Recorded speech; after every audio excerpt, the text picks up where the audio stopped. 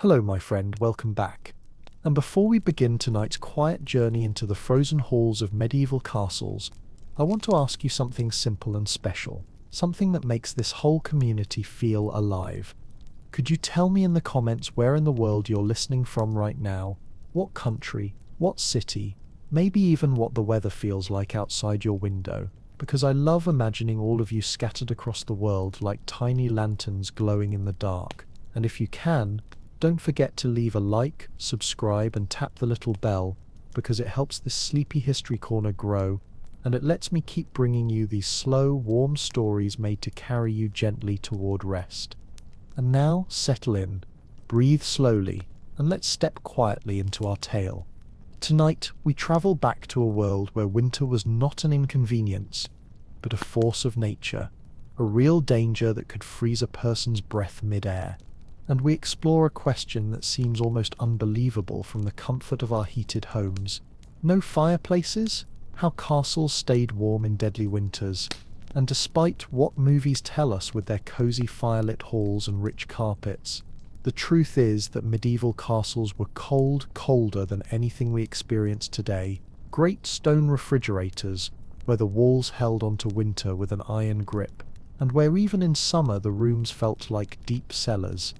Real people lived in these fortresses, people who worked, slept, ate, raised children, and faced mornings when their breath fogged inside their own bedrooms. And yet somehow they survived. Somehow they kept warm without electricity, without radiators, without gas or insulation, relying only on the ingenuity of their minds and the hard-earned traditions passed down through generations. So tonight we will wander through their hidden techniques, beginning with the most important and most common method of all, the humble metal brazier, a simple bowl of hot coals that became the heartbeat of a castle. The brazier was the portable fire of the Middle Ages, a small glowing sun that servants carried from the great kitchen hearth into the darkest chambers, burning quietly on tall iron legs so it wouldn't scorch wooden floors, its lattice sides letting the warmth spill out into the room with a gentle, steady glow that could make the difference between comfort and suffering. Noble families often turned these objects into works of art, decorating them with carved symbols, tiny lions and leaves, family crests and geometric patterns, yet beneath all that beauty the purpose remained the same: to keep a room alive with heat for 4, sometimes 6 hours, depending on the quality of the charcoal smouldering inside.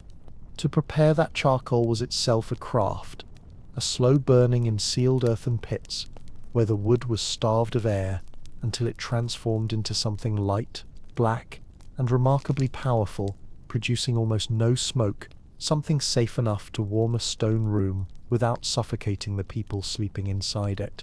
Small braziers warmed hands and laps, medium ones kept beds and workspaces habitable, and the largest ones, heavy, wide, hot as an oven, could soften the chill of entire chambers, turning a frozen hall into a room where breath finally stopped turning white.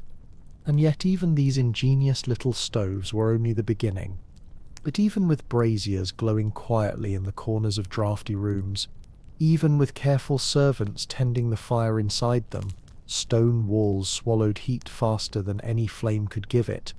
And so medieval people turned to something far simpler, older, and astonishingly effective: heated stones and bricks, a method so practical that it could raise the temperature of a bed by 15, sometimes even 20 degrees, transforming an icy mattress into a warm cocoon that felt almost like a living thing. These stones were not chosen at random. Experienced servants selected smooth river cobblestones, the kind without hidden cracks, because a stone with a flaw could burst like a tiny grenade when heated too quickly, scattering sharp fragments across the hearth. Only the best stones were worthy of the nighttime ritual. They were placed deep inside the main fireplace, usually the one in the kitchen or the great hall, and allowed to sit there for hours until they glowed faintly with stored warmth. Then, using thick cloth, wool, or old sheepskin, the servants wrapped the stones carefully, balancing the heat so that the fabric was thick enough to prevent burns yet thin enough to let that gentler, softer heat seep out into the cold air. A single heated brick could stay warm for 6 to 8 hours, long enough to comfort a child through the night or keep an elderly master from waking with frozen fingers. In some castles, this nightly warming became a quiet ceremony, servants preparing night stones and laying them into beds long before their owners retired, turning stiff, icy sheets into something welcoming, something human. Archaeologists have found evidence of this ritual in places like Warwick Castle in England, where special recesses in fireplaces were designed specifically for heating stones, and where bundles of thick woolen cloth once used to wrap them have been uncovered, preserved like echoes of long-forgotten winter routines. Foot warmers were especially treasured, small flat stones wrapped and slipped into shoes or placed beneath feet while people worked or prayed, and wooden boxes were built with holes on top so that hot stones could sit inside them like glowing hearts, warming a scribe's cold toes while he bent over dusty parchment. The method was so effective, so universal, that even ladies of noble birth wore tiny warm stones threaded on cords beneath their dresses, amulets of heat hidden against their chests like secret jewels, helping them survive long ceremonies in drafty halls where the air seemed always to shiver. But as powerful as these heated stones were, there was another warmth far greater, a warmth that required no fire at all, and yet saved more lives than any brazier ever could, the warmth of people themselves. Sleeping together in groups was not a matter of affection or custom, it was a strategy of survival. In a world where a single body at rest produced about 100 watts of heat, 8 people in one bed became the equivalent of a modern electric heater glowing through the night, and so families slept in sprawling wooden beds, some stretching 3 or even 4 meters wide, beds large enough to hold parents, children, servants, and sometimes even guests, all lying close, sharing breath and body heat, forming a living furnace in the darkness. Privacy, as we understand it, did not exist. Warmth mattered more than status. Chronicles tell of counts sleeping beside stable boys on brutally cold nights because heat did not care about rank. Children were placed in the middle where warmth was safest. The elderly and the ill were wrapped in the center too, protected by the bodies around them, and the strongest men slept along the edges, forming a barrier against the drafts that crept through doors and floorboards like icy fingers. Layer upon layer of blankets, linen, wool, and finally heavy fur, trapped all that shared heat beneath them, and thick curtains hung around the bed created a miniature room inside the room, a warm capsule where the freezing air of the castle could not intrude, even when the fire in the hearth burned low, even when the brazier cooled. These human circles of warmth endured until morning. And yet, even all that was still not enough. Because to survive a medieval winter inside stone walls, one needed not just fire and stones and shared beds, but armor, a different kind of armor, layer upon layer of clothing, carefully built like the walls of a small personal fortress. Clothing, in the medieval world, was not merely a matter of fashion or status. It was a survival system, a personal heating technology built from fabric and instinct, crafted through generations who knew that warmth came not from a single thick garment, but from many thin layers, each one trapping pockets of precious air that insulated the body like the feathers of a winter bird. Medieval people understood, long before science explained it, that layering was the secret to enduring cold stone corridors and rooms where the temperature rarely rose above 10 degrees. The first layer was almost always linen, soft, breathable, and surprisingly warm when worn close to the skin. Linen wicked away moisture from sweat and kept the body dry, which was crucial because dampness in winter could be deadly. Over the linen came the wool, thick tunics woven from fibers full of microscopic pockets that held heat tenaciously, creating a shield against the icy air that crept through cracks in the walls. Long cloaks or mantles formed the third layer, often so heavy that they swayed like curtains when their owners walked, many of them rubbed with animal fats to repel snow and rain. transforming simple cloth into something as effective as a modern waterproof coat. Among the wealthy, fur was the final defense. Beaver, marten, sable, soft, dense pelts sewn into coats or linings that hug the body, worn with the fur turned inward so that every movement stirred warmth across the skin. Archaeologists at Edinburgh Castle discovered a 14th century woman's dress made of 12 layers, linen undershirts, multiple grades of wool, and an outer mantle lined with fine fur, a testament to the careful engineering hidden beneath medieval clothing. Headwear mattered immensely too, because people believed correctly that heat flowed from the head like smoke from a chimney. Woolen hoods sewn into cloaks, fur caps pulled low over the ears, soft bonnets tied under the chin. Few dared to wander the drafty rooms of a castle with their heads uncovered. Even indoors, even in bed, people often kept their caps on, forming a quiet but effective seal against the night's chill. Footwear was crafted with equal purpose. Thick leather boots were stuffed with wool or fur, greased on the outside to repel moisture, and often paired with several layers of wool stockings that climbed up the legs and were tied to belts so they wouldn't slip. Gloves and mittens worked in pairs too, soft leather gloves lined with fur beneath thick wool mittens, allowing people to work without losing the warmth of their fingers. Women, in particular, held a unique advantage. Their long skirts created a natural thermal tent, trapping warm air around their legs. Underneath these skirts, several woolen petticoats could be layered to form a soft, swirling insulation chamber that made their steps warm even in the coldest rooms.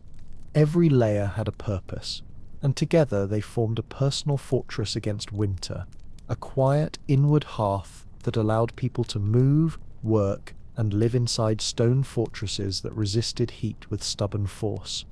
But even clothing had its limits, and so medieval people turned to something larger, something that surrounded them entirely, the fabric of the castle itself. Thick carpets, heavy curtains, wall hangings, and tapestries transformed icy rooms into warmer, softer spaces, creating insulation long before the word was invented.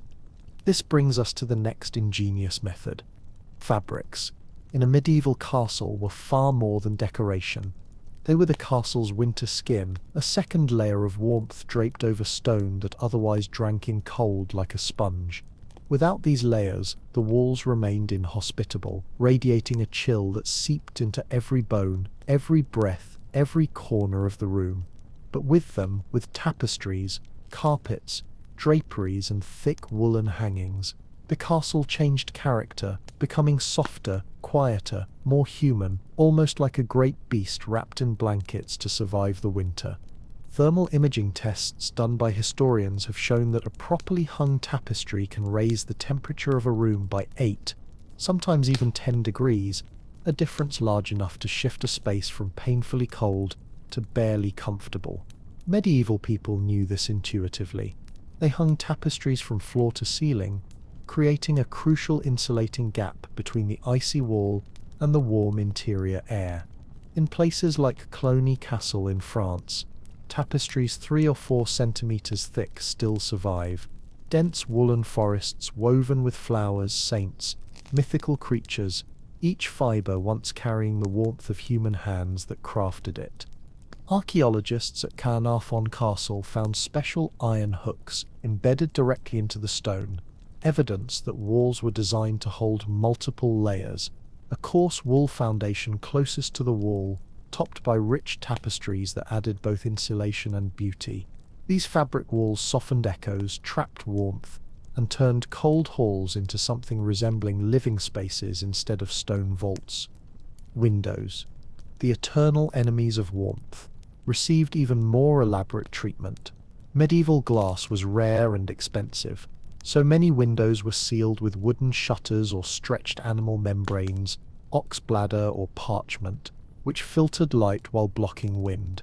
Over these, thick wool curtains or fur hangings were layered, sometimes so heavy they required 2 people to draw them open. At night, gaps around windows were stuffed with cloth, straw, or felt, forming makeshift seals long before the arrival of modern weather stripping. Floors, too, were treated with care. Stones sucked heat from the feet like an open mouth, so floors were first covered with straw, a natural insulator that trapped pockets of warm air, and then overlaid with carpets, furs, or woven mats. In wealthier castles, oriental rugs travelled thousands of miles just to bring warmth to a single hall. The straw beneath was changed every week, not only for cleanliness but to maintain the insulating effect that kept cold from creeping upward. Beds became miniature fortresses. Heavy curtains hung around them, turning each bed into a tiny house within a house, a warm pocket shielded from drafts even if the rest of the room remained frigid. In some castles, nobles slept inside fabric tents erected within their chambers, wooden frames wrapped in thick cloth, creating cozy sanctuaries where the temperature felt noticeably higher. Doorways were treated in much the same way. Instead of wooden doors, some rooms were separated by hanging carpets, which slowed the flow of cold air and created insulated pockets from one chamber to the next. In large castles, this system of fabric barriers worked like a primitive thermal lock, keeping the warmest rooms warm and the coldest corners contained. Each autumn, a ritual known as the warming took place. Servants moved through the castle hanging tapestries, laying furs, pinning curtains, and preparing every room for the long winter ahead. It was almost ceremonial, a transformation that dressed the castle in its winter clothing. And in spring, the fabrics were removed, beaten clean, aired in sunlight, and stored in great wooden chests until the next cold season returned.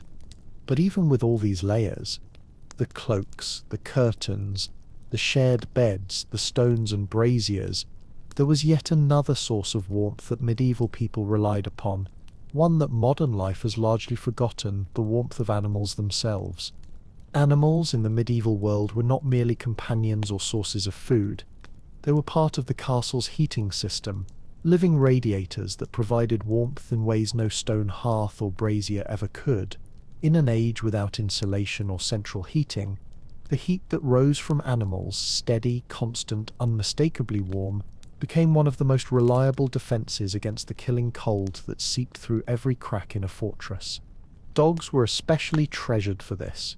Not delicate lapdogs, but large, thick-furred breeds, mastiffs, Newfoundlands, great shaggy sheepdogs, animals whose bodies radiated warmth like pillows of living fire.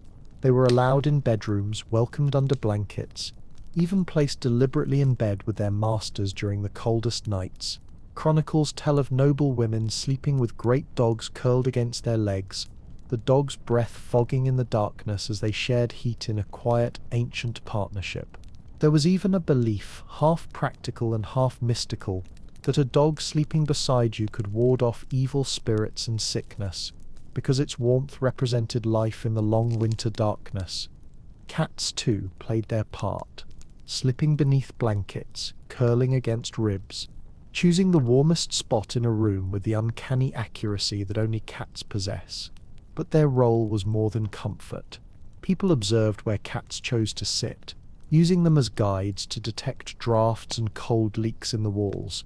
If a cat refused a corner, it meant cold air was entering.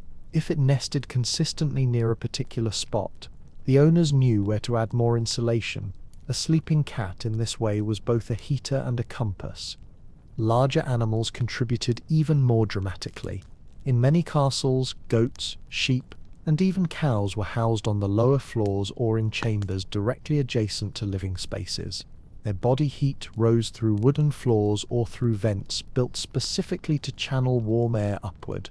Archaeologists in places like Dover Castle have discovered these architectural features: holes carved in oak floors, narrow channels running through walls, proving that medieval builders fully understood how to use animals as natural, constant heat sources.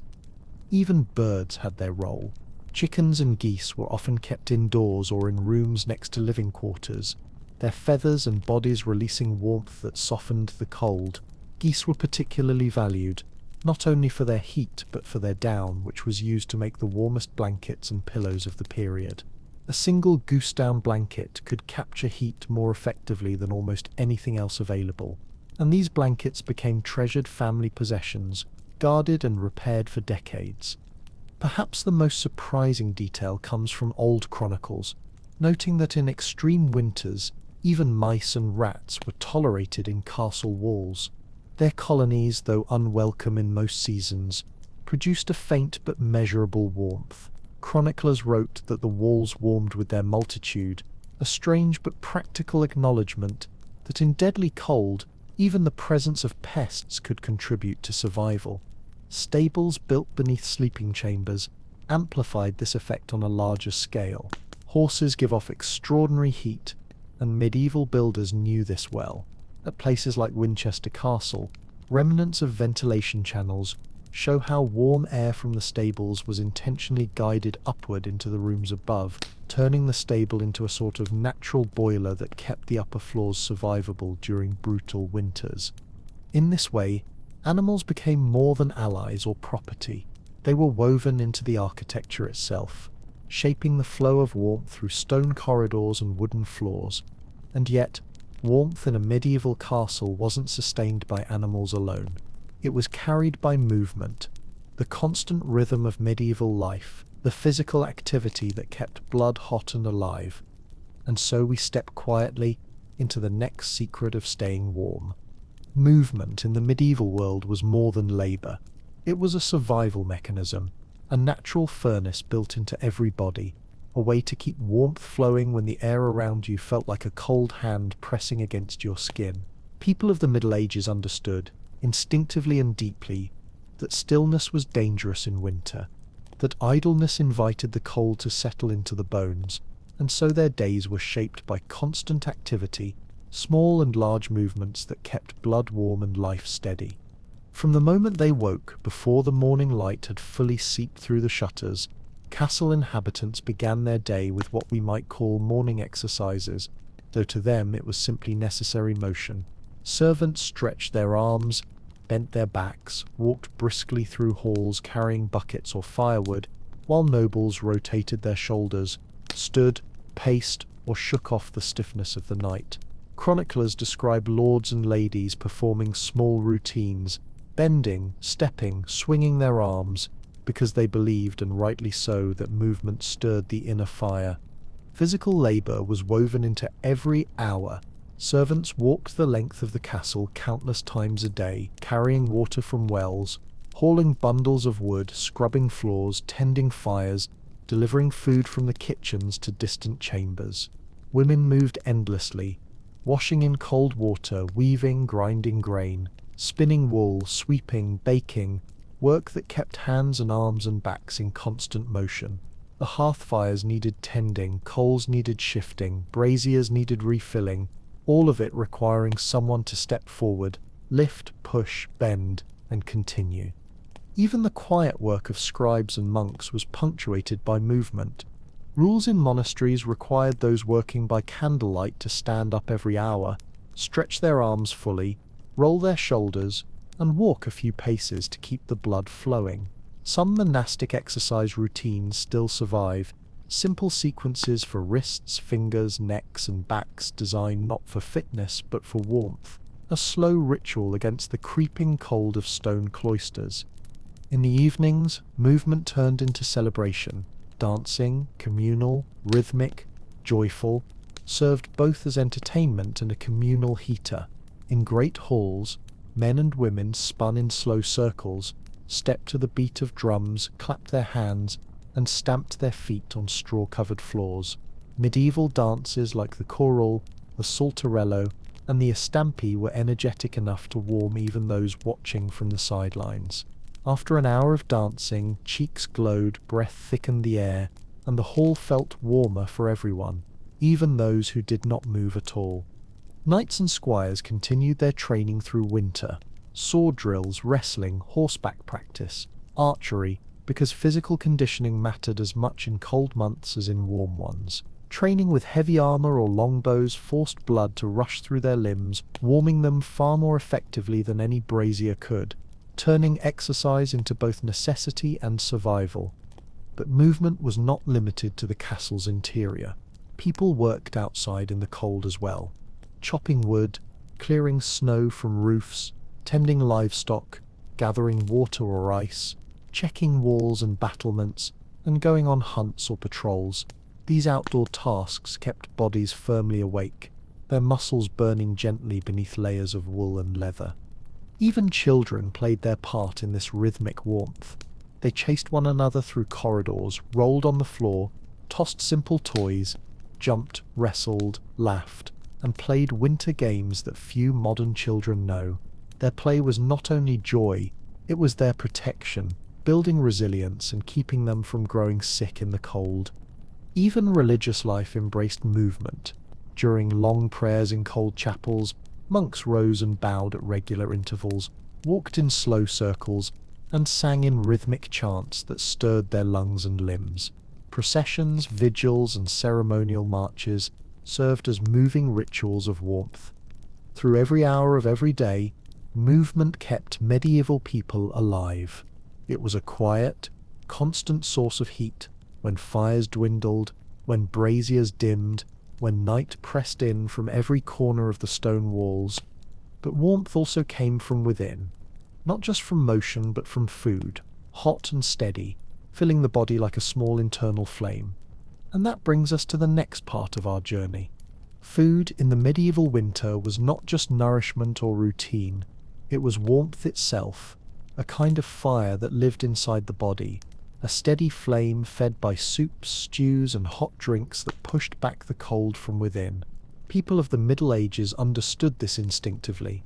They knew that cold bread chilled the bones, that well water froze the chest, that meals had to be hot, heavy, and full of strength if one hoped to endure the stone chill of castle walls.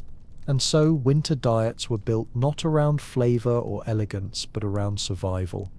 Breakfast began before dawn, when the great kitchen hearth still glowed from the night before. Porridge, thick and steaming, was ladled from cauldrons that had simmered for hours, slowly absorbing grains, milk, butter, and sometimes spices like cinnamon or ginger. These ingredients did more than taste good. They spurred circulation, warmed fingers and toes, and helped the body tolerate the draughts that swept under bedroom doors and through narrow hallways. A bowl of hot porridge could keep a person warm for the better part of a day, especially when sweetened with honey or enriched with eggs. Lunch centered around soups and stews so dense they almost resembled thick glue, mixtures of vegetables, beans, fats, and meat that simmered for hours on kitchen fires. Dishes like pottage, a hearty soup of meat and vegetables, and mortrue, a thick, spiced broth with crushed garlic and herbs, were essential winter staples.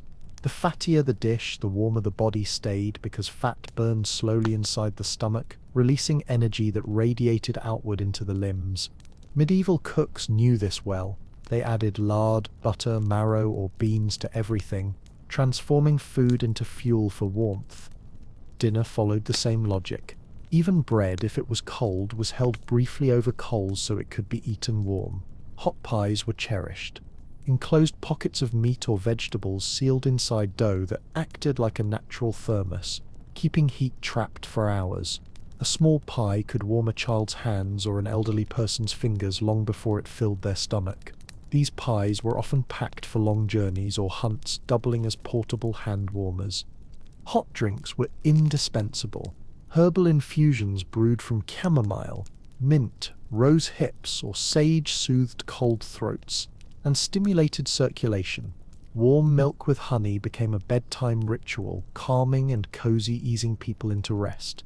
Bone broth, simmered for hours with scraps of meat, spices, and herbs, served both as medicine and warmth giver, delivered in thick-walled mugs that held heat long after they left the hearth. In grander households, a special servant was assigned to keep drinks hot throughout the day, carrying thick ceramic or metal pitchers filled with warm ale, spiced wine or broth to the Lord's chamber or the great hall.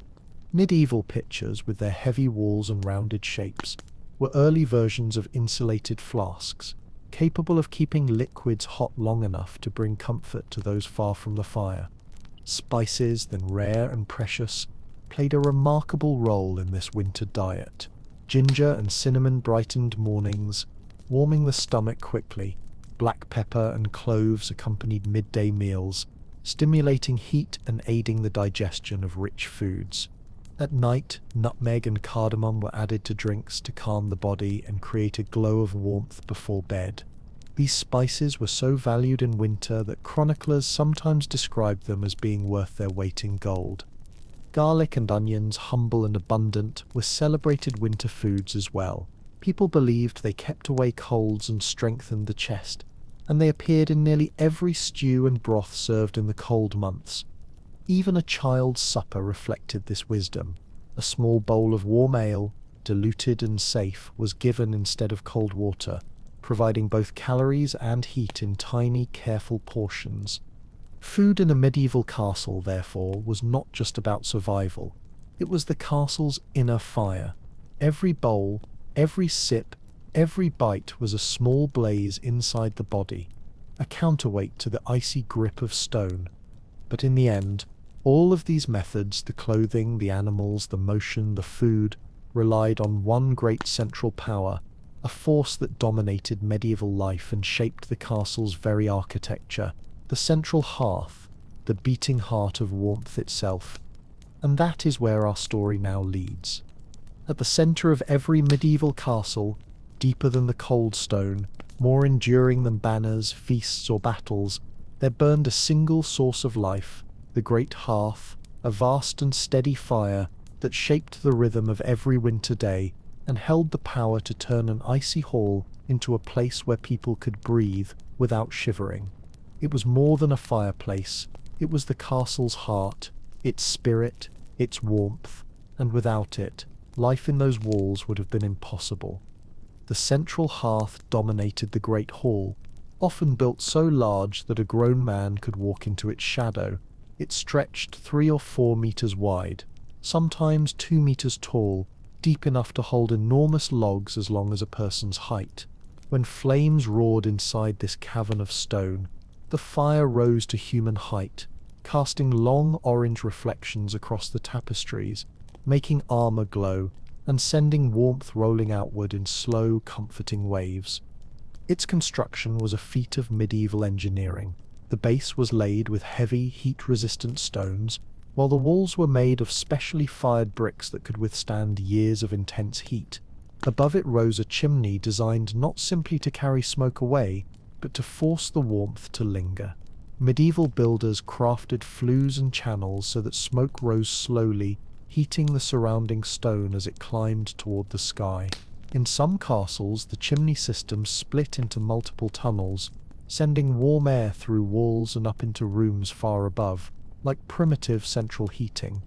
From autumn to spring, the hearth never truly died. October saw its first ceremonial lighting, a signal that winter had begun. And from that moment until April, firekeepers tended it day and night. These servants, sometimes elderly men who had spent their whole lives caring for fire, were responsible for adding logs every few hours, stirring coals, managing airflow, and watching the flames with the quiet devotion of someone guarding a sacred flame. A single lapse could let the fire weaken, and when the hearth cooled, the entire castle followed it into coldness. This great fire did more than heat the room. It warmed the very structure of the castle. The stones around the hearth absorbed heat by day and released it slowly through the night, turning the walls themselves into reservoirs of warmth. Even when the fire dimmed and the hall grew quieter, the lingering warmth in the stones kept life inside those walls from freezing. Above the hall, in the upper chambers, the warmth from the hearth drifted through channels invisible to the eye, but carefully carved by the builders. These warm drafts flowed upward, filling private rooms with enough heat to keep them habitable even in the coldest months. A single well-built hearth could heat an entire floor, transforming stone from an obstacle into an ally. But the hearth was not only a technical marvel, it was the emotional core of the castle. People gathered there at dawn to begin the day, warming their hands before setting out into the cold corridors. They returned at noon to share meals, listening to the crackle of burning oak or beech. At night, families sat close to the fire to talk, to mend clothes, to sharpen tools, or simply to feel human again after hours spent in the dark chill of the castle. Stories, songs, plans, confessions, all these unfolded in the firelight. The hearth was a place where life felt soft, warm, and connected, where the shadows on the walls danced gently and the world outside momentarily disappeared beneath the glow. The medieval hearth was, in truth, both a piece of architecture and a symbol of survival, of togetherness, of hope in the heart of winter. Without it, none of the other ingenious methods would have been enough. With it, even the harshest nights could be endured. And so, as the flames flickered in the great hall, as warmth pulsed through stone and fabric and bone, the castle lived, not through magic or comfort or luxury, but through the cleverness and resilience of the people who understood that warmth must be created, preserved, and shared. When we look back at these 10 methods, the braziers glowing like small red suns, the stones wrapped carefully in wool, the families gathered together beneath layers of fur, the intricately layered clothing that turned each person into a walking fortress of warmth, the tapestries hung thick upon the walls, the animals breathing quiet heat into the chambers, the constant movement that kept blood alive, the steaming bowls of food that lit an internal fire, and finally the great hearth pulsing steadily at the center of it all, we begin to understand that medieval warmth was never the result of one solution alone. It was a system, a living network of habits, materials, and human cooperation, woven carefully together to create comfort where comfort did not naturally exist. Medieval people did not survive winter through convenience or luxury or technology because they had none of those things. They survived by knowing how to create warmth from nearly nothing, by paying attention to every small detail that could hold even a few degrees of heat, by combining dozens of tiny strategies into one shared, unbroken effort. A brazier warmed the hands, a hot stone warmed the bed, a dog warmed the feet, a cloak warmed the shoulders, a tapestry warmed the room, a bowl of stew warmed the blood, and the hearth, alive through every night, warmed the very bones of the castle itself. And perhaps the most important lesson they left us is the simplest one, that warmth is not something that appears all at once. It must be gathered, protected, and multiplied. In a world without electricity or central heating, each ember, each breath, each shared blanket mattered, and each person within those stone walls contributed to the heat that kept the winter from claiming them. The people of the Middle Ages did not merely endure the cold, they overcame it by working together with the materials of the world: stone, wool, fire, breath, movement, and time. They understood the rhythm of winter intimately, and they built lives inside it with ingenuity that still astonishes us today. And now, as we sit here centuries later, wrapped in our own modern comforts, it is humbling to imagine those ancient winters. The sound of wind pushing against arrow slits, the creak of frozen doors, the hiss of logs in the hearth, the warm bodies gathered close beneath heavy blankets, and to realize how much knowledge they carried that we have nearly forgotten. Which of these old techniques feels the most useful to you? Have you ever tried staying warm without modern heating? What would you rely on first? The fire, the clothing, the stones, or perhaps the company of others sharing the same breath of warmth? And as you imagine these old stone corridors now, stretching out like quiet veins through the body of a sleeping castle, perhaps you can almost feel how cold the air must have been, how each breath carried a faint cloud, how the walls themselves seemed to whisper with the memory of winter. Yet inside those walls people moved with a kind of steady confidence, knowing exactly where warmth could be found and how to protect it, treating heat not as a luxury but as a craft, something shaped, tended, shared, and respected. Because winter in a medieval castle was not merely endured, it was prepared for with a seriousness we rarely see today. Days were spent gathering firewood, weeks spent hanging tapestries, entire seasons shaped by the simple desire to keep the cold from settling too deeply into the body. The servants who rotated heated stones through the night, the scribes who paused their writing to stretch, the knights who trained in courtyards where breath turned white, the cooks who stirred pots until their faces glowed red, the families who curled together beneath fur blankets, all of them played a part in keeping the castle alive. And maybe, in a way, this slow, careful dance between cold and warmth made life feel more connected. Every act of heating, whether it was lighting the hearth or placing a warmed brick in someone's bed, was an act of care for another human being. Every shared blanket, every dog curled at someone's feet, every bowl of hot stew passed from hand to hand carried a quiet kind of affection, a recognition that survival was something people achieved side by side. If you close your eyes now, you might picture one of those winter nights.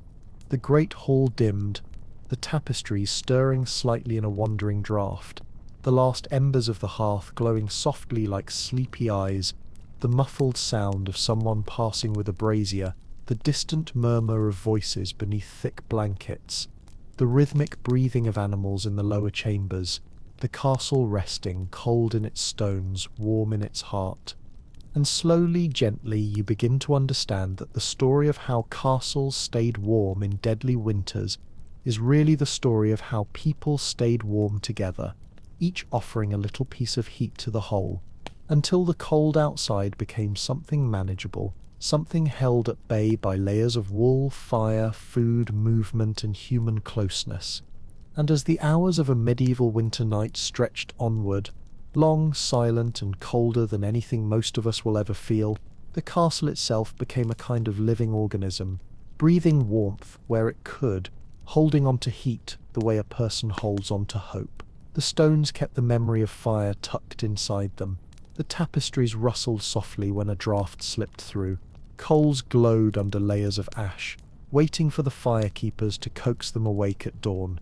And within the heavy curtains of their beds, families slept in tight clusters, their shared warmth rising like a quiet fog beneath the firs. What's remarkable is how deeply people trusted these simple techniques, how confidently they navigated the winter world without modern comforts. They understood fire the way we understand electricity. They read the behavior of animals the way we read weather apps. They layered clothing the way we set thermostats. Every small choice, where to hang a curtain, when to stretch stiff fingers, how to place a warmed stone at the foot of a bed, came from inherited knowledge, tested through countless winters harsher than anything our heated homes ever face. And through it all there was a rhythm, almost like a heartbeat shared between the people and the castle. In the afternoons, when the light slanted low and cold through narrow windows, families gathered closer to the hearth, sharing quiet conversation while the flames painted their faces in soft copper tones. Servants drifted through the halls like purposeful shadows, refreshing braziers, carrying steaming mugs, adjusting heavy curtains, checking every corner for drafts. The animals in the lower chambers settled into warm clusters of their own, hooves shifting gently on straw, their breath rising in soft white plumes. Above them, the chimneys carried the castle's heat upward, and the stone walls held on to it as best they could. Even though the cold pressed in from every direction through arrow slits, under doors, across floors, the people who lived there had woven together enough warmth to keep it from conquering them. And as night deepened further, a certain stillness settled in, not frightening but peaceful, the kind of quiet that comes when everyone has done their part and the castle is finally prepared for sleep. Somewhere, a dog curled tighter against its master. Somewhere else, a servant placed one last hot stone beneath a blanket. A mother tucked a cape around a sleeping child, and outside, the wind continued its long, lonely song against the battlements, unaware that inside those walls, warmth had already won for the night. And as the castle drifted toward the deepest part of the night, the hours when even the firekeepers nodded softly beside the embers, the warmth that had been nurtured all day began to settle into its quietest form, not blazing, not bright, but steady and dependable, the kind of warmth that whispered rather than shouted. It lived in the heavy curtains around the beds, in the layers of wool and linen wrapped around sleeping bodies, in the faint heat still resting inside the stones that had been tucked beneath blankets hours ago, and even in the shared breath of families sleeping shoulder to shoulder beneath a canopy of fur. Outside, the world was merciless. Snow gathered in the courtyard like thick, pale blankets.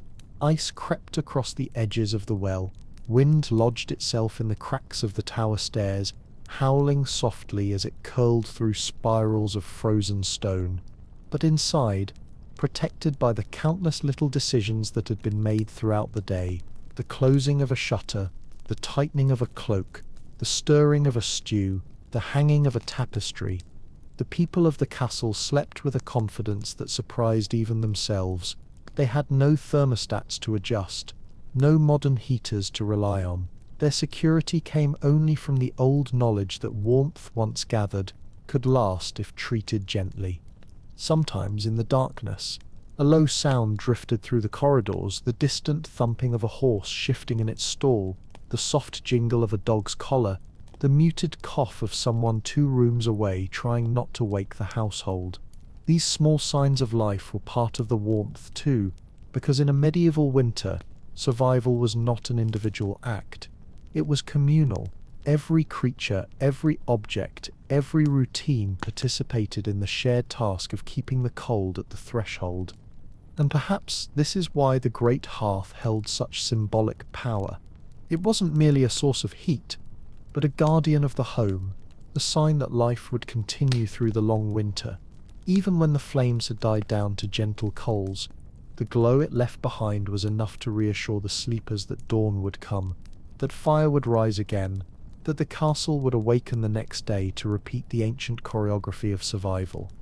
By the time the first pale hints of morning touched the highest windows, the cold would have seeped deeply into the stone again, but the servants would already be stirring, footsteps soft and determined. A new fire would be kindled, braziers refilled, cloaks shaken out, porridge set to warm, and the cycle of gathering and preserving heat would begin all over again, just as it had for centuries. And so the story of how medieval castles stayed warm in deadly winters is not just a list of clever techniques, but a reminder of something deeply human, that warmth is not truly a single thing, but 100 small choices woven together, each one fragile alone but strong together, like strands of wool spun into thread and thread into cloth, and cloth into a cloak that shelters a life. And as the morning slowly took shape within the castle walls, the old rhythms began again, almost silently at first. The soft clatter of a bucket being lifted, the creak of a wooden door, the distant rumble of a fire being coaxed back to life in the great hall. The cold from the night still clung to every surface like a thin layer of frost, but the people who lived there were already moving with quiet purpose, as if guided by instincts older than memory.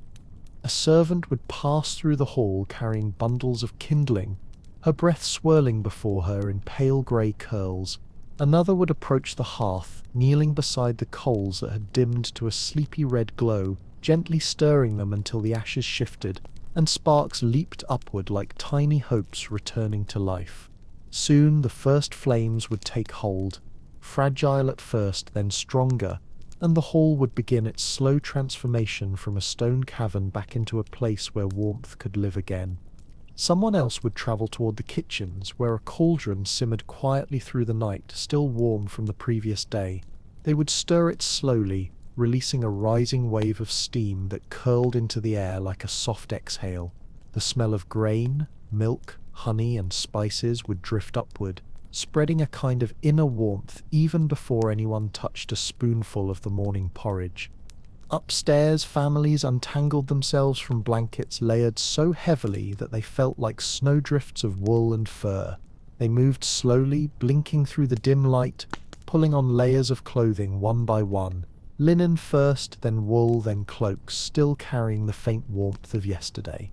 Children shuffled across floors covered in straw, their feet finding the warmest patches, while older relatives stretched stiff joints with small, practiced movements that they knew would stir their blood awake.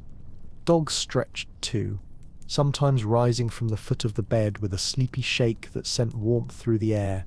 Cats, more reluctant and more precise, found the places where the first sunlight touched the wall and settled into them like tiny guardians of warmth.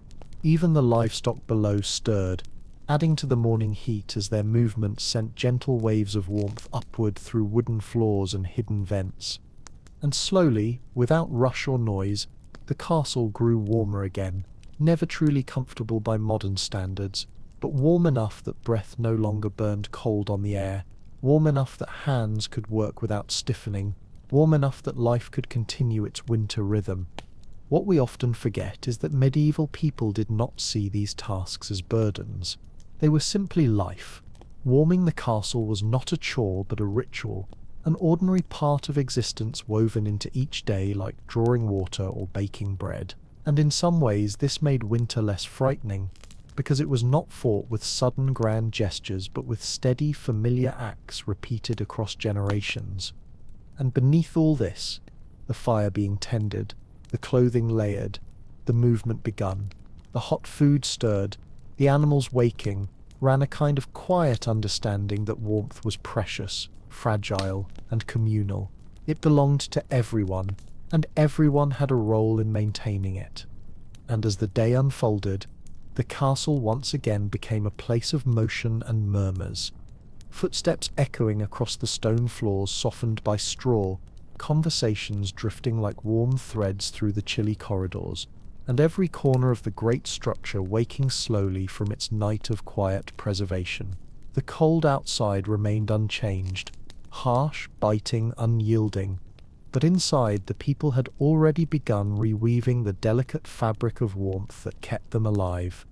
In the great hall, the newly revived fire grew stronger, its flames licking upward, casting long ribbons of gold across the tapestries, and sending gentle sparks popping into the air.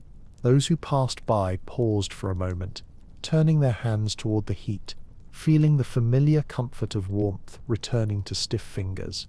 Even a brief moment beside the hearth meant something during winter, a reminder that cold could be pushed back, layer by layer, breath by breath. Children, wrapped in multiple tunics and tiny wool cloaks, scampered close to the fire before being shooed back by watchful adults, their laughter rising in little puffs of steam. Older members of the household moved more slowly, grateful for the returning heat, pressing their palms together, flexing them, and letting the glow soak into their bones.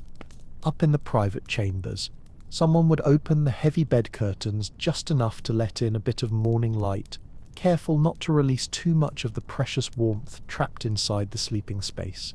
The bed, still holding the faint memory of human heat, served as a soft refuge where one could sit for a moment and gather strength before stepping into the drafty room beyond. Servants carried heated stones wrapped in fabric back toward the hearths, ready to prepare them again for the coming night. Others would refill braziers, shaking out the ash and adding fresh charcoal that would soon glow red. Tapestries hanging on the walls were brushed by passing hands to check for cold spots, the soft wool acting as a barrier between the living space and the stone's icy grip. And all the while, the castle retained its unusual duality, a place that could be both frigid and comforting at the same time, harsh and tender, silent and bustling. Its stone bones might have been cold, but its heart was warm because the people within it understood that warmth had to be created, tended and shared. Perhaps this is what made medieval winter life feel so deeply interconnected. No one could fight the cold alone. The warmth of the castle came from cooperation, from those who chopped wood, from those who prepared food, from those who tended animals, from those who kindled the fire, from those who wrapped stones in cloth, from those who hung curtains, from those who simply offered the heat of their own bodies beneath shared blankets. Winter in a medieval castle was not just a season. It was a team effort, a quiet pact between everyone who lived within those stone walls. And even though the cold was relentless, the people were resilient, meeting it with 1,000 small gestures of warmth that, woven together, kept the darkness from becoming unbearable. And so the day went on, hour by hour, breath by breath, warmth slowly growing, fading and growing again, a cycle as old and steady as the turning of the seasons. As afternoon settled over the castle, a gentle quietness took hold, the kind of stillness that only winter can create, a hush that softened every sound and made the air feel thick and slow. Outside, the world remained pale and frozen, the sun hanging low in the sky like a dull silver coin.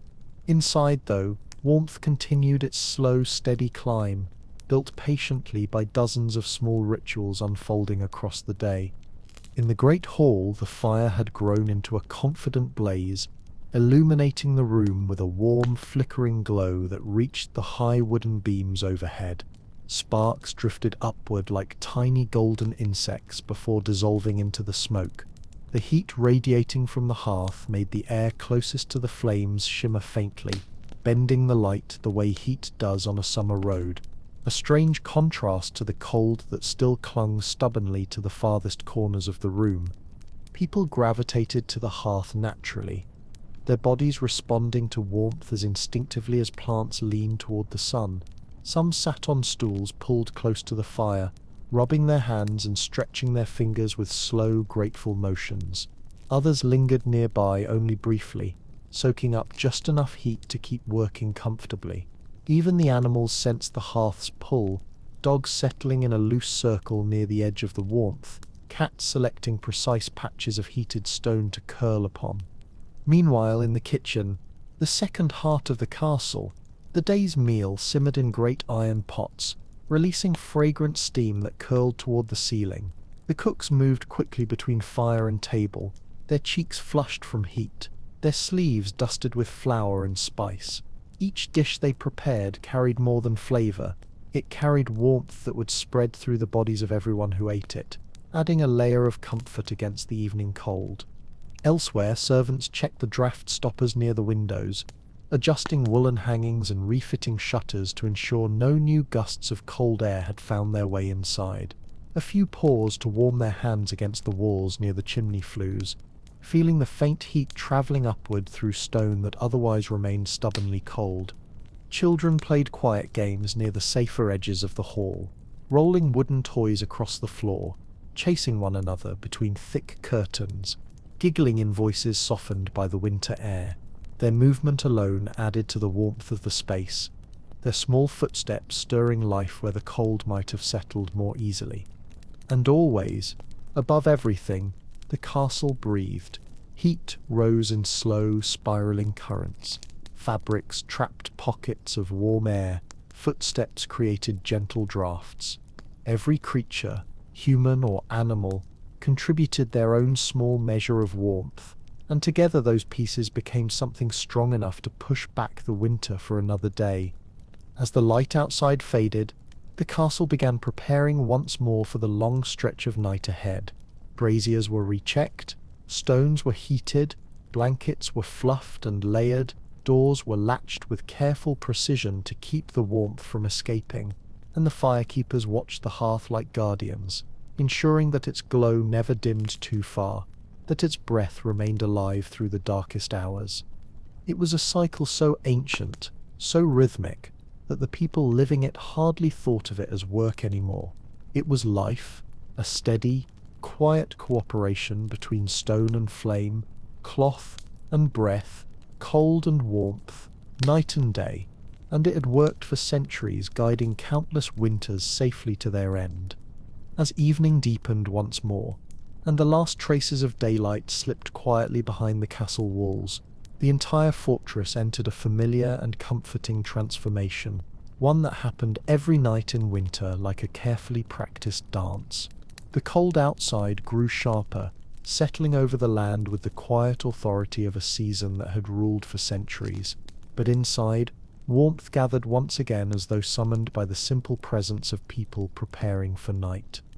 The great hall dimmed, the fire at its center becoming the primary source of light, its glow softening the edges of tapestries and casting long, gentle shadows across the walls. Those who approached the hearth felt its heat wrap around them like a heavy cloak, sinking into their muscles and easing the stiffness that the day's chill had left behind. The closer they stood, the more the warmth seemed to breathe, rising and falling in quiet waves that made the whole room feel alive. Servants moved through the hall with purposeful grace, carrying fresh logs to the hearth, adjusting the iron tools that controlled the flames, and checking each brazier to ensure that enough coals remained for the night.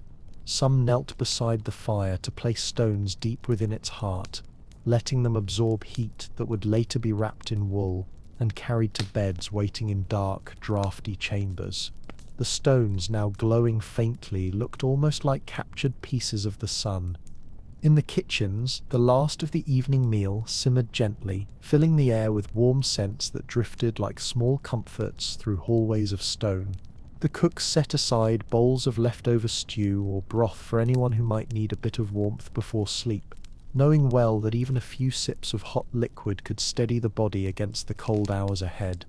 Throughout the castle, families and servants pulled heavy wool curtains closed around beds, creating small private rooms inside the larger, colder chambers. These curtained beds held the memory of warmth from the previous night, the shared heat of bodies, the lingering comfort of furs, the faint imprint of stones placed carefully at the feet. As new blankets were added, as children crawled beneath layers of wool, as adults settled in with quiet sighs, the beds became small islands of comfort, floating within vast spaces that the cold had already begun to reclaim. Animals, too, returned to their nighttime places. Dogs curled at the foot of beds or nestled beside their owners, their breathing slow and steady. Cats slipped beneath covers or into the warm pockets between blankets, choosing the coziest corners with an uncanny intuition. Below, in the lower chambers and stables, larger animals pressed close together, their combined warmth rising upward through the floors just as it had done for centuries. Soft conversations drifted like gentle smoke from one room to another. A few words exchanged before sleep, a muted laugh, a prayer whispered into the quiet. Outside, the wind prowled along the battlements and slipped through narrow gaps in the stone, but inside the castle held firm, its warmth carefully woven and fiercely protected. And once again, as darkness settled fully over the land and stars began to appear above the cold roofs, the rhythm of winter life in the castle settled into its nightly pattern, warmth preserved, spaces secured, families gathered together, bodies sharing heat, and the great hearth carrying the weight of the night's cold on its glowing shoulders. It was a timeless routine, a reminder that surviving winter was never about overcoming the cold in a single heroic act, but about meeting it patiently, thoughtfully, and together, with countless small gestures that when unified formed a shield strong enough to last until morning. And so the night matured, settling into its deepest, quietest hours, when the castle felt almost suspended in time, a great stone vessel floating through a sea of winter darkness. Outside, the snow muffled every sound, blanketing the world with a silence so complete that even the wind seemed hesitant to disturb it. Inside, however, the castle was far from silent. It breathed softly through the steady crackle of the hearth, the faint rustle of blankets, the low, rhythmic sighs of people and animals sharing the same fragile warmth. In the great hall, the fire had calmed from its lively evening roar into a steady, glowing bed of embers, each one shimmering like a tiny heartbeat beneath thin layers of ash. The firekeepers sat nearby, wrapped in thick cloaks, listening to the soft settling of wood as the night wore on. They knew the fire intimately, understood its moods and its whispers, and adjusted it with gentle precision, making sure that enough warmth would radiate outward to touch the farthest corners of the room. Upstairs, in the private chambers, the heavy bed curtains trapped heat so efficiently that each bed became its own small sanctuary, a cocoon of breath and blankets, safe from the drafts that wandered through the walls. Inside these curtained nests, families slept with a closeness that modern life rarely requires, each person lending their warmth to the others, unconsciously cooperating in an ancient ritual that had kept humans alive long before castles even existed. Children slept curled like kittens, their cheeks warm beneath layers of wool, their tiny hands tucked into the folds of blankets. Adults lay beside them or around them, their shapes softened by furs and cloth, their steady breathing blending into the quiet tapestry of the night. Occasionally someone shifted, turning over or adjusting a blanket, but even these movements felt muted, softened by centuries of winter wisdom. In the lower chambers, the livestock added their own warmth to the night, their bodies clustered together, their presence a vital part of the castle's survival strategy. The heat they generated drifted upward through the floors, a silent gift that reached the rooms above and made the difference between unbearable cold and gentle chill. Horses snorted softly in their sleep, goats shifted against one another, chickens tucked their heads beneath their wings, all part of the living warmth that pulsed beneath the stone. Everywhere, faint details added to the night's tapestry. The muted tapping of a shutter nudged by wind, the distant shuffle of a servant checking a brazier, the gentle scraping of embers being adjusted, the soft yawn of a dog half asleep. These tiny sounds, far from disturbing, created a sense of comfort, proof that the castle was alive, vigilant, watchful against the cold.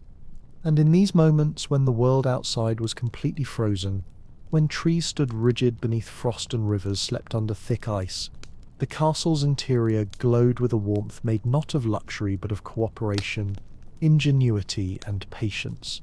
It was not a grand, roaring heat, but a layered, gathered warmth, the kind that depended on every human, every animal, every stone, every piece of cloth, every spark of fire. It was warmth created by a community, sustained by routine, protected through the long night by hands and hearts that understood the cold deeply and respected its power. And as the night continued its slow passage, the castle remained wrapped in this fragile but resilient cocoon, waiting for the first hint of dawn to slip quietly over its frozen towers once more. As the night drifted toward its farthest point from dawn, the castle felt wrapped in a silence so deep it seemed almost sacred, a silence that winter alone can create, when snow lies thick on the earth and the world holds its breath. The cold outside reached its sharpest edge in those hours, the sort of cold that could freeze water inside wooden buckets and turn breath into white crystals that floated briefly before dissolving. But inside the castle, a different world endured, one shaped by warmth carefully tended through the day, preserved through countless small acts, and now glowing softly in the darkness, like an ember in a long-forgotten story. The hearth's embers pulsed with a faint red light, brightening and dimming gently, as though inhaling and exhaling. The firekeepers, dozing lightly with cloaks pulled up to their chins, stirred occasionally to check on the coals, adding a thin log when needed, turning a piece of wood to let its last heat escape into the hall. Even half asleep, they moved with the experience of people who had lived many winters and knew the exact moment when a fire needed attention. Throughout the castle, braziers continued their quiet work, their metal walls warm to the touch, their coals sighing softly as they settled deeper into the bowl. In some rooms the heat was faint, barely touching the air, but even that slight warmth created a barrier against the worst of the cold. Anyone passing near one felt the gentle reassurance of its glow, a reminder that warmth still existed, even when the world outside was frozen and silent. Inside the curtained beds, the air was warmer and smelled faintly of wool, fur, and the softness of sleeping breath. Families unconsciously formed natural patterns of warmth. Children nestled in the middle like glowing embers, adults forming protective shapes around them, blankets pulled up to noses, legs tangled beneath layers of thick cloth. Every shift or sigh within those beds helped redistribute heat, keeping the cocoon from losing its fragile balance. Even the smallest gestures mattered, a mother adjusting a blanket over a child, a father tucking his hands beneath his cloak to warm them, a servant slipping quietly into a room to place a heated stone near someone's feet, a dog lifting its head, then settling again closer to its owner. All these little movements carried warmth forward like tiny sparks, each one part of the castle's defense against the night. In the lower chambers, the livestock slept in peaceful clusters. The soft warmth they produced drifted upward through wooden planks, through hidden channels in the walls, through gaps left intentionally by builders who understood that animals were as essential to winter survival as fire itself. The quiet hum of their breath rose like an invisible tide, mingling with the human warmth above. The castle's stone walls, which had felt so cold and unyielding during the day, now served as silent guardians, holding inside the heat that had been poured into them.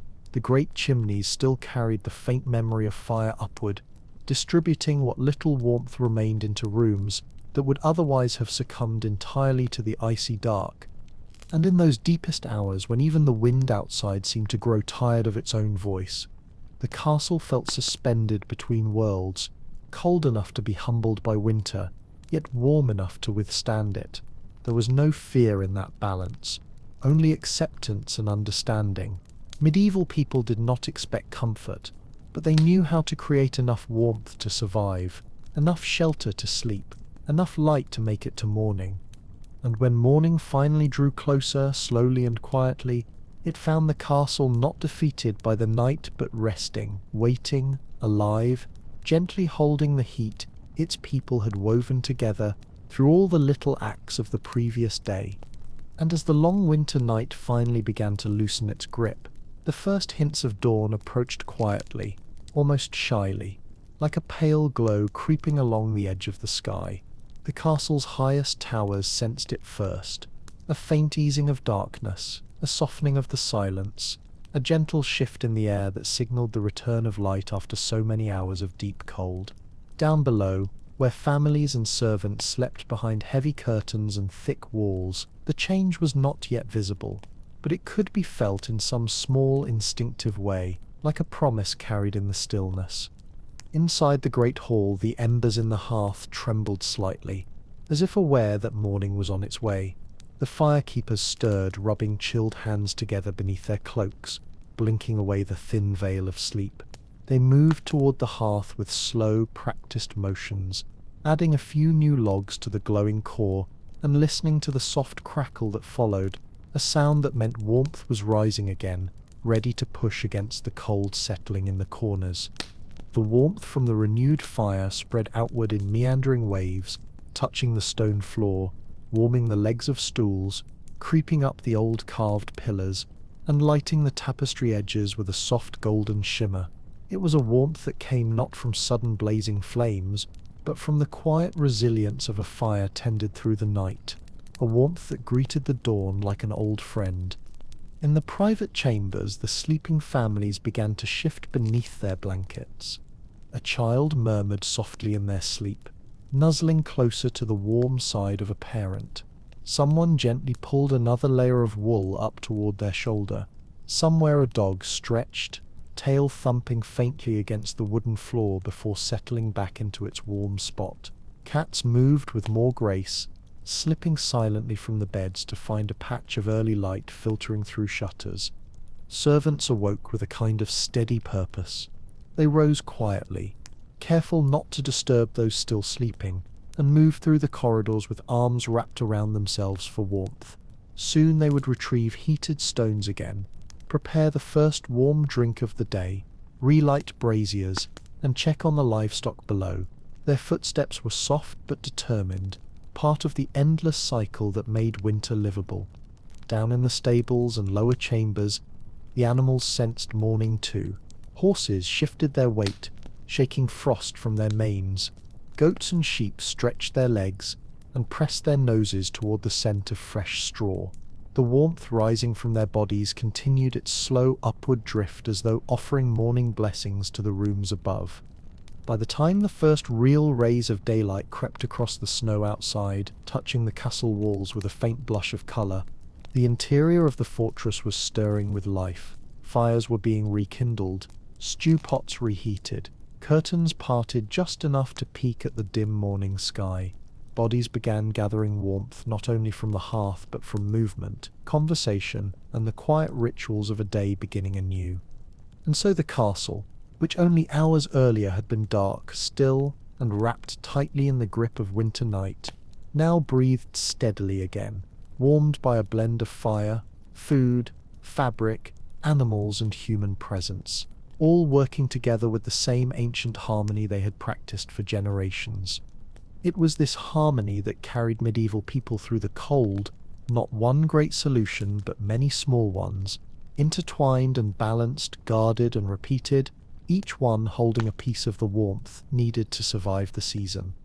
As the daylight strengthened and spread through the castle, it illuminated the familiar winter routines unfolding once again, routines shaped not by luxury or ease, but by a deep, inherited understanding of how warmth must be gathered and protected. The pale sun did little to heat the world outside, but its presence alone brought a gentle lift to the spirits of those inside the stone walls, a quiet reminder that even the coldest nights eventually give way to morning. The great hall, once dim and shadowed by the soft glow of embers, now basked in a blend of sunlight and firelight, the two mingling across the room in thin golden ribbons that danced on the stone floor. The firekeepers added another log to the hearth, and sparks leapt upward eagerly, as though welcoming the day. The flames swelled with new life, making the hall feel more open, more alive, warming the hands of anyone who passed through. Servants moved briskly now, their steps confident in the growing warmth. Some carried fresh water gathered carefully from wells that froze at their edges, while others swept stray bits of straw from the floor or shook out woolen hangings to refresh the insulated spaces. A few began preparing ingredients for the day's first meal, breaking bread, slicing onions, stirring pots that had already begun to bubble gently on kitchen fires. Families stirred behind the thick curtains of their beds, their morning movements as much a part of castle life as the fire itself. A parent lifted the corner of a heavy fur blanket, letting in the faintest trickle of warmer air from the hall. A child yawned, burrowing deeper into the wool before slowly sitting up. Someone reached for a cloak draped neatly beside the bed, its fabric cold at first touch but quickly absorbing body heat. And in these gentle awakenings there was something soft and resilient, a reminder that life persisted even in the hardest of winters. Animals contributed to the morning warmth as well. Dogs padded across the floor, stretching luxuriously before settling near their favorite spots by the fire. Cats sought out the narrow beams of early sunlight streaming through shutters, curling into their warmth with silent contentment. Below, in the stables and lower rooms, the livestock grew more active, their movements sending new waves of heat upward through the floors.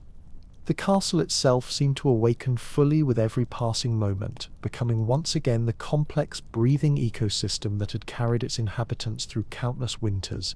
Its thick walls, which often felt cold and unforgiving, now gave back the faint warmth they had absorbed from the hearth the day before, a slow release that softened the morning chill. The tapestries hung steady and unmoving, their thick weaves continuing to do their quiet work of blocking drafts and trapping warmth. By midday, the atmosphere inside the castle felt different, not truly warm by modern standards, but alive with energy, motion, and a quiet confidence. The people who lived within these walls did not expect comfort. They expected resilience, cooperation, and the gentle, steady accumulation of warmth that came from dozens of small daily tasks performed with care. And in this way, each winter day became a lesson in patience, creativity, and endurance. A reminder that warmth is something earned, tended, and shared, not something that simply appears on command. Medieval people understood this with a clarity we sometimes forget, and because of that understanding they survived winters that would challenge even the strongest among us today. And as the sun reached its highest point in the winter sky, pale, cold, but undeniably present, the castle stood firm, held together by fire, fabric, movement, animals, and the unwavering spirit of the people who called it home. As the pale winter sun drifted slowly across the sky, the castle settled into its daytime rhythm, a rhythm shaped by the need to maintain warmth, without ever fully conquering the cold.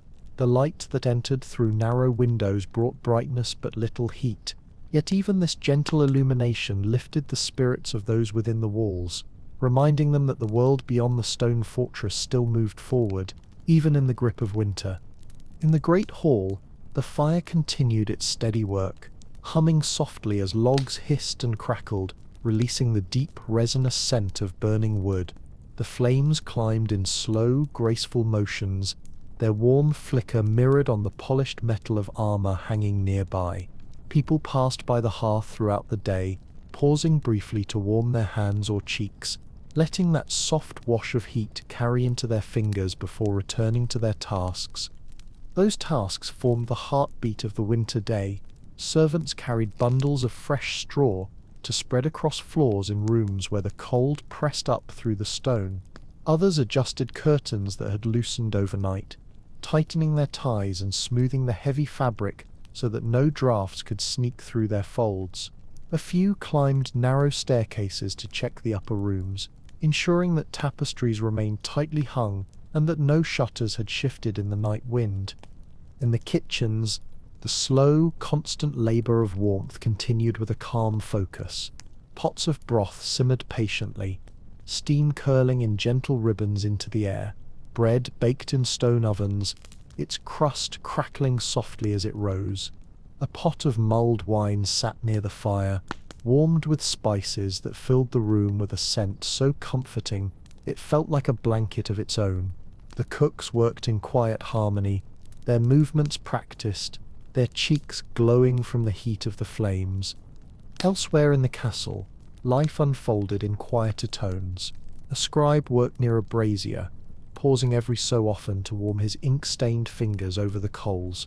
A pair of servants mended woolen garments, stitching thick thread through cloth that had protected families for years. A group of children sat together near a patch of weak sunlight, playing with simple wooden toys, their soft laughter adding warmth to the cold stones around them. Animals contributed to the daytime warmth too. Dogs wandered calmly from room to room, sometimes stopping beside someone working quietly, offering gentle companionship and the comfort of their warm bodies. Cats perched on window ledges, soaking in whatever sunlight filtered through the stretched membranes or glass panes. Below, horses stomped softly, shifting the straw beneath their hooves, their combined warmth drifting upward through floors and channels, designed long ago for exactly that purpose. Throughout the day, the castle breathed in slow, measured cadence, a kind of living stillness that carried the memory of the night and the promise of the evening to come. Each person, each animal, each object played a part in preserving warmth, and together they created a balance that kept the cold from overwhelming them. By late afternoon, the light outside began to fade once more, casting longer shadows across the hall. People knew that soon the preparations for night would begin again, refilling braziers, warming stones, closing curtains, layering blankets, tending the fire. But for the moment, there was a quiet sense of acceptance, a recognition that warmth had been achieved for another day through patience, effort, and the steady rhythm of winter life. The castle stood tall against the cold as it had for generations, its walls thick and unmoving, its people steady and resilient, its warmth built from countless small acts performed with care.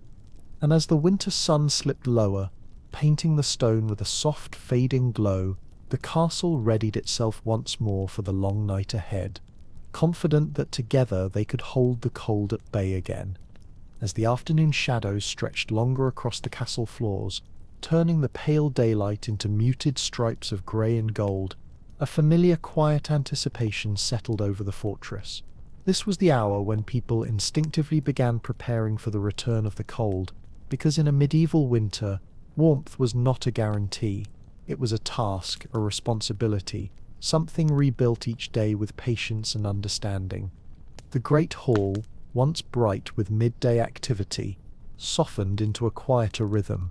The fire, now lower but still steady, cast a warm amber glow that shimmered over woolen curtains and danced across the uneven stones. The sound of crackling logs slowed, becoming deeper, almost like a heartbeat echoing through the room. Those who passed nearby lingered a moment longer, holding their hands toward the flames, feeling the gentle heat seep back into their chilled fingers. In the kitchens, preparations for the evening meal began with the same calm focus that had guided the morning. Cauldrons simmered again, their contents darkening into rich stews that filled the air with scents of herbs, garlic, and slow-cooked meat. The heat from the ovens radiated outward, creating pockets of warmth that drew people closer as they worked. The cooks moved in smooth, practiced motions, their faces flushed from the fire, their tunics dusted with flour and spice. These simple tasks, stirring, chopping, tasting, were more than chores. They were contributions to the shared warmth that carried everyone through the cold. In quieter corners of the castle, the rhythm of winter life continued with steady purpose. Servants checked the draft stoppers beneath doors, pushing fresh straw into gaps where the wind had been whispering through. Tapestries were smoothed and retied, ensuring they clung tightly to the walls like protective blankets. A pair of candles was lit early in a small chamber, their golden light flickering softly against the cold stones, warming the air in subtle ways that mattered more than one might think. Children, finishing their games, gathered near their families, wrapping themselves in cloaks or furs as they prepared for the evening. A few carried small warm stones wrapped in cloth, gifts from the hearth that would keep their hands comfortable until bedtime. Others clung to the warmth of pets who wandered between rooms, dogs shaking their thick coats as they curled safely beside their chosen people. In the stables and lower chambers, the animals settled into their nighttime patterns. Horses nickered softly as they leaned into one another's warmth, their breath rising like pale mist. Sheep huddled together, their wool thick and insulating. Chickens fluffed their feathers, tucking their heads under their wings. The warmth rising from their collective bodies drifted upward through floors and into rooms above, where it mingled with the heat from the hearth and braziers. By the time the sky outside had faded into a deepening blue, the preparations for night were nearly complete. Braziers were refilled and carefully tended. Stones were rotated back into the heart of the fire, absorbing the last heat of the day. Heavy curtains were drawn tighter across windows and beds. Cloaks were hung near the hearth, so they would be warm for the next morning. And throughout all these small rituals, the castle began its slow transformation from a place of daytime movement to a haven of nighttime warmth. Not bright warmth, not luxurious warmth, but the steady, living warmth crafted by human hands and kept alive by shared effort. The glow of the hearth deepened, casting soft pools of amber light across the hall. Conversations grew quieter, footsteps slower, breaths heavier. The castle seemed to exhale, settling into itself, preparing to hold its people safe through another winter night. And as the first stars pricked through the fading sky, the fortress once again became what it had been for centuries. A shelter carved from stone, warmed by fire, strengthened by tradition, and brought to life by those who understood the cold and refused to let it win.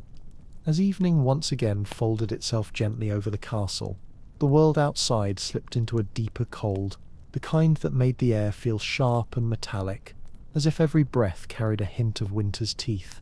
The sky darkened into a soft indigo, and the first flakes of snow drifted lazily past the narrow windows, swirling in slow patterns like tiny white feathers. Inside, though, the castle responded to the approaching night the way it always had, not with fear or haste, but with a steady, practiced calm. The great hall glowed warm and golden, its light spilling into the surrounding corridors like honey poured slowly from a jar. The fire had been rebuilt for the night, its flames rising confidently, spreading heat into the room with a sense of quiet purpose. Sparks floated upward like drifting fireflies before dissolving into the smoke above. The warmth radiating from the hearth softened the chill that lingered near the walls and made the shadows dance gently across the tapestries. People began to gather near the fire, drawn by instinct as much as habit. Some sat on stools, their bodies relaxing as the heat seeped into their bones. Others stood, arms crossed loosely, heads tilted slightly toward the flames. A few just paused in passing, closing their eyes for a brief moment, letting the fire's warmth settle over them like a blessing before they moved on. Servants passed quietly through the hall, carrying baskets of fresh firewood and small bundles of herbs to toss into the flames for a richer scent. Others delivered heated stones wrapped in cloth to those who needed them, placing them at the foot of a child's bed, beneath a blanket in an elderly person's chamber, or into the hands of someone settling for the night. These stones, glowing faintly beneath their layers, were as precious as any treasure, because they offered comfort when the night grew long and cold. In the kitchens, The last pots of the evening meal were poured into wooden bowls, filling the air with the warm aroma of stew and spice. A few slices of bread were toasted lightly over coals, their edges crackling as they browned. The cooks wiped their hands on wool aprons, satisfied that the day's work had provided enough warmth, not only for bodies but for spirits too. Even after the fires in the ovens dimmed, the kitchen held a cozy warmth that lingered like a final embrace before sleep. Throughout the castle, families moved through their nightly routines. Heavy curtains were drawn tight across windows and bed frames. Cloaks were hung beside the hearth so they would be warm in the morning. Children were wrapped in layers of wool, their laughter soft and drowsy as they crawled beneath thick blankets. Adults settled into beds that still held the memory of the previous night's warmth, layers of fur and cloth forming protective cocoons against the cold that pressed against the stone walls. Animals found their places too. Dogs curled into tight circles beside beds or stretched out near braziers where the heat gathered. Cats padded calmly across blankets, choosing the warmest spots to settle.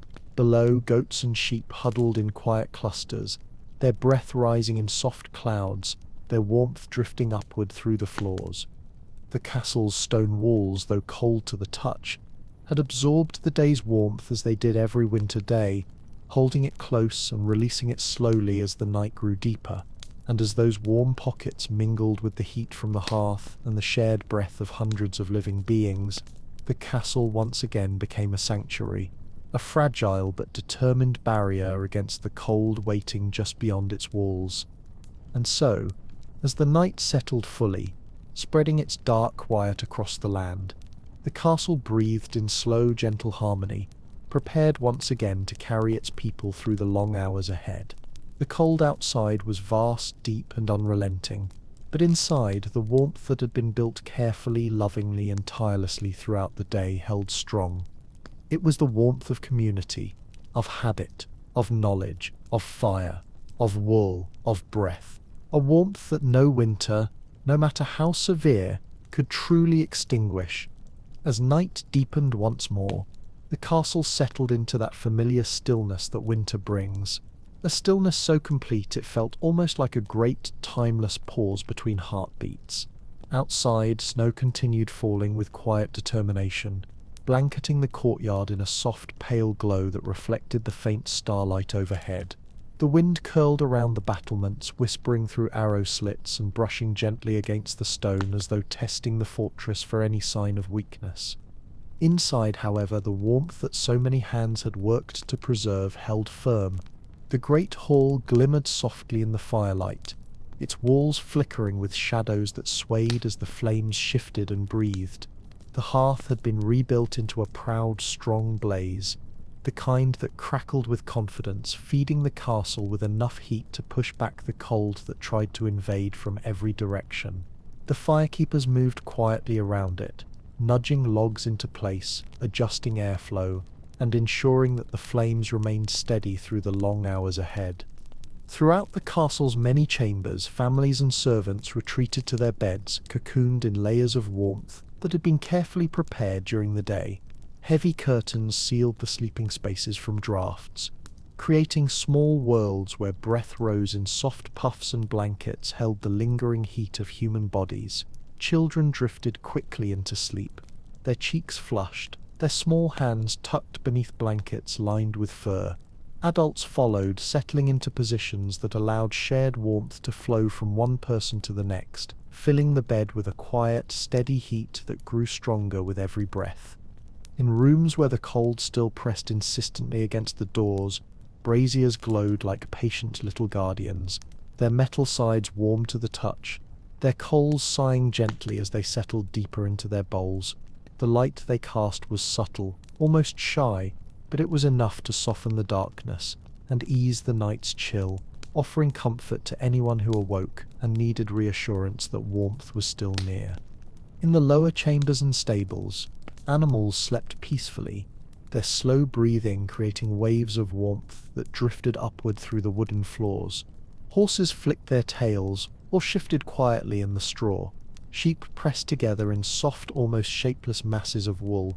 Chickens rustled gently beneath their feathers, their warmth building in the close air of the room. Even these small creatures contributed to the castle's nightly protection against the cold. Everywhere in the castle, warmth existed in layers, some visible, like firelight dancing on the walls, others invisible, like the body heat rising through rooms and corridors, mingling with the faint warmth held in stones that had absorbed the day's fire. This layered warmth created a kind of harmony that medieval people understood instinctively. Even if they never spoke of it directly, they knew how to listen to the cold, how to sense when a room held enough heat, or when it needed another curtain drawn, another log added, another blanket tucked into place.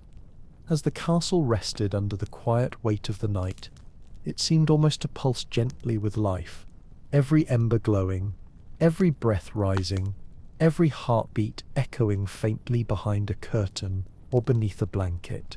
And though winter pressed against the walls with relentless force, the warmth inside held steady, not through any single act of strength, but through the accumulated effect of countless small acts of care.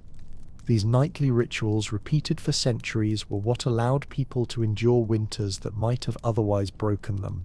The castle itself became a teacher of patience and resilience, reminding those who lived within its walls that warmth was never guaranteed but always possible, if everyone worked together.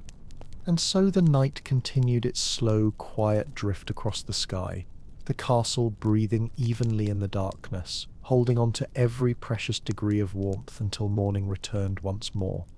As the night carried on, stretching into those silent hours when time seems to slow and breathe with the world, the castle stood steady against the winter darkness, its thick stone walls bearing the weight of both cold and warmth in the same patient stillness.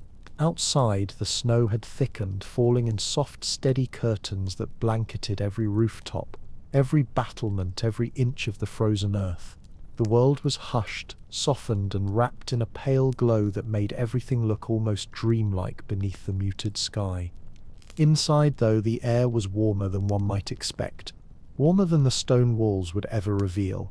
The layers of heat collected throughout the day lingered in the hallways and chambers, held in place by tapestries drawn tight, curtains hanging low, and countless small rituals that turned the cold stone into a habitable home. The castle's warmth was never fierce or overpowering, but gentle, steady, and persistent, a warmth that whispered rather than shouted, that protected rather than impressed. The great hall was especially peaceful now. The fire burned low but confident, its flames dancing softly, its embers shifting and glowing like tiny red jewels resting beneath the wood. Shadows flickered on the walls in slow, rhythmic waves, as though the entire room breathed with the fire's pulse. The air near the hearth was warmest, carrying the scent of pine and oak, and faint traces of the herbs tossed in earlier. It was the kind of warmth that seeped slowly into the skin, loosening tired muscles and quieting the mind. Up in the sleeping chambers, the world was even softer. The heavy curtains around the beds formed small enclosures that held onto warmth like cherished secrets. Inside these quiet cocoons, families slept in close clusters, their breaths rising and falling in gentle harmony. Children nestled into the crooks of arms, their small bodies radiating a warmth that felt almost magical in its simplicity.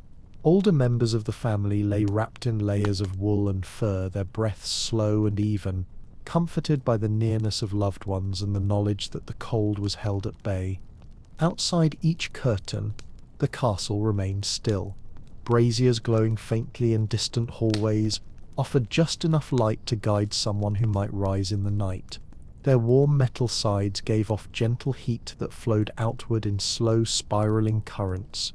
In certain chambers, servants had placed heated stones beneath blankets at the foot of the bed, stones wrapped so carefully in wool that they retained their heat even as the night deepened, a small but powerful gift of comfort.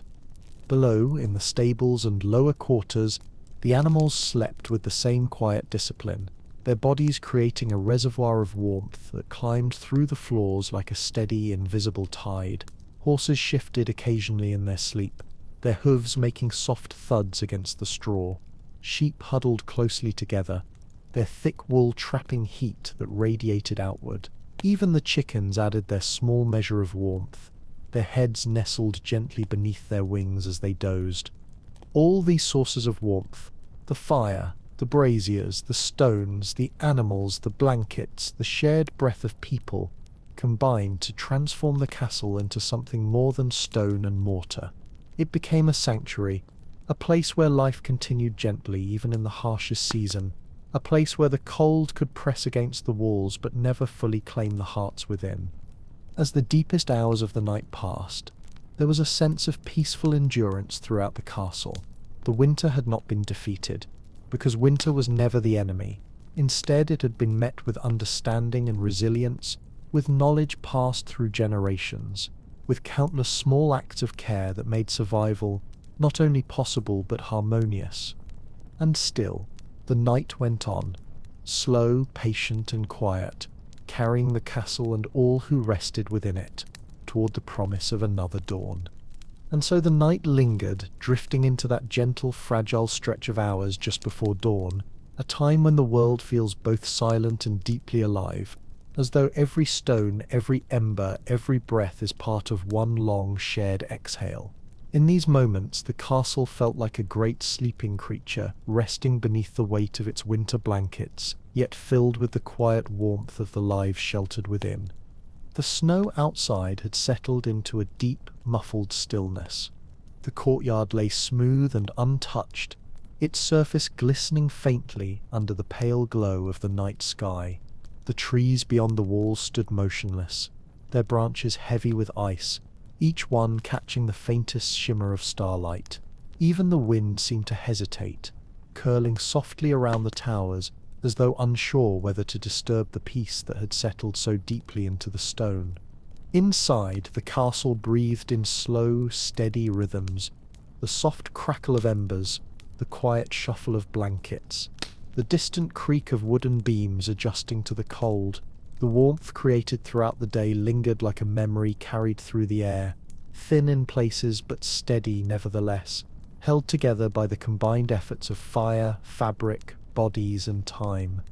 In the great hall, the fire had been reduced to a glowing bed of coals, each ember pulsing with a soft reddish light that made the room feel like a cathedral lit by candle flame. The heat from the hearth radiated outward in slow waves, warming the nearby stones and keeping the bitter cold from creeping too far inside. The firekeepers, wrapped tightly in cloaks, sat near the hearth with heavy eyelids, tending the embers with automatic care, their hands guided by instinct rather than thought. In the upper rooms, the curtained beds held entire worlds of warmth. Beneath the thick layers of wool and fur, families lay curled together, breathing in sync, sharing heat the way their ancestors had for generations. A child shifted, brushing against the warmth of a parent. Someone murmured in their sleep, then fell silent again. Blankets rustled softly as people moved closer to the warmest parts of the bed. In these tiny gestures, the turn of a shoulder, the reaching out of a hand, warmth was passed and protected. Dogs slept deeply near the foot of the beds, their bodies curled into tight circles, their fur absorbing the warmth rising from people. Cats nestled into creases in the blankets, their ears flicking occasionally at distant sounds, their purring vibrations adding a barely noticeable layer of comfort to the room. Below, the livestock continued to radiate their gentle heat, the air in their chambers rich with the warm, steady breath of sleeping animals. All of this warmth, human, animal, fireborn, and stone-held, mingled together to create something that felt almost sacred. The castle was a sanctuary not because it was lavish or cozy, but because it represented countless small acts of care, each one contributing just enough warmth to keep the cold at bay. Medieval people did not fight winter with grand gestures. They endured it with patience, ritual, and understanding, knowing that survival was never the work of a lone person but of a community. And as the faintest hint of morning began to stir the sky, a soft bluish glow barely visible at the edge of the horizon, the castle held onto its warmth with quiet determination, preparing to pass its precious heat from one day to the next in the same steady rhythm that had carried it through centuries of winters. As the first hints of dawn touched the edge of the sky, spreading a pale, icy blue across the horizon, the castle began to stir once again, not abruptly, but in soft, gradual movements, like a great beast awakening from a deep and peaceful sleep. The cold outside remained heavy and unforgiving, the kind that clung to every stone and made the breath rise in faint white clouds, but inside, the warmth preserved through the night continued to do its quiet work. The great hall slowly brightened as the firekeepers placed fresh logs onto the embers, coaxing new flames to rise and take hold. The fire answered with a gentle crackle, then a slow, confident roar as the logs caught the spark and ignited. The warmth grew stronger with each passing moment, expanding outward in ripples that softened the chill clinging to the air. Shadows danced lazily across the tapestries, and the familiar glow of the hearth began to reclaim its place at the heart of the room. In the private chambers, the curtains around beds moved faintly as families began to wake. A child blinked sleepily, rubbing their eyes with small hands warmed by soft wool. A parent reached for a cloak draped near the bed, feeling the faint chill in the air beyond the curtain, but knowing the room itself would grow warmer soon. Blankets rustled as people stretched beneath them, drawing comfort from the lingering heat that had gathered through shared breath and layered bedding. Servants rose quietly, moving through the corridors with steady purpose. Some carried buckets of water whose surfaces shimmered faintly with early morning frost. Others checked braziers, adjusting coals and adding fresh charcoal to ensure that warmth spread evenly through the rooms. A few began preparing the first meal of the day, breaking open loaves of yesterday's bread, lighting the kitchen hearths, and stirring pots of porridge that had simmered gently through the night. The animals below felt the dawn as well. Horses stamped the ground softly, their warm breath curling in thick clouds that warmed the surrounding air. Sheep shifted their weight and pressed closer to one another, their wool rich with trapped heat. Even the chickens, sensing the change in light, rustled beneath their feathers, preparing to emerge from their roosts. All their warmth, steady, instinctive and constant, drifted upward once again, mingling with the heat rising from the hearth and the coals. The castle itself seemed to sigh into the morning, its stones giving back the warmth they had absorbed the night before. Cold still clung to certain corners, but it was no longer biting, just a quiet reminder of the world outside. Tapestries stirred slightly with the draft of footsteps, but the insulation they provided remained strong, holding pockets of warm air close to the walls. Little by little, the castle awakened fully. Whispered conversations began, soft at first, then growing as more people rose to greet the day. The sound of early morning tasks, the scraping of chairs, the clatter of wooden bowls, the pour of warm broth, echoed through the hallways, weaving warmth into the very fabric of the new day. Children moved closer to the hearth, their cheeks rosy as they warmed their hands before breakfast. Adults sipped hot drinks, drawing comfort from the heat that radiated from the cups into their palms. And as the sun finally crept above the distant hills, spilling weak but undeniable light across the snow-covered world, the castle stood quietly triumphant, once again having endured the long winter night through cooperation, ingenuity, and the gentle, steady persistence of its people. This was how warmth was kept in the harshest of winters, not through grandeur or luxury, but through dozens of small acts repeated day after day, each one a thread woven into a tapestry of survival. And so, as the castle fully awakened under the pale winter sun, its people stepping once more into the familiar rhythm of tending fires, layering fabrics, preparing warm meals, and sharing the quiet strength of community, one truth became clearer than ever. Medieval warmth was never the result of a single miracle, nor the glow of one mighty blaze. It was a mosaic of small acts, each one humble, each one necessary, woven together with patience, knowledge, and cooperation. A brazier warmed a corner, a heated stone warmed a bed, a cloak warmed a body, a dog warmed a pair of cold feet, a curtain warmed an entire room, a bowl of hot stew warmed the spirit, and the hearth, the beating heart of the castle, warmed the world around it. These methods, used side by side, allowed men, women, children, and animals to outlast winters that would challenge even the best of us today. They remind us that warmth is not merely something we receive, but something we build together through care, through routine, through understanding, through the simple, enduring gestures that keep cold at the threshold and comfort within reach. So the next time you find yourself wrapped in a blanket on a cold night, or sipping something warm as frost gathers on the window, perhaps you'll remember those centuries-old halls, the quiet hum of the hearth, the dense embrace of wool and fur, the soft glow of braziers, and the steady breath of people sleeping close for warmth. And perhaps you'll feel a connection to the countless winters that came before, and to the resilience of those who survived them through knowledge and community. Thank you for listening tonight, my friend. If you've reached this point, you're part of this quiet circle too. Sleep well, stay warm, and until next time, let the fire burn gently beside you.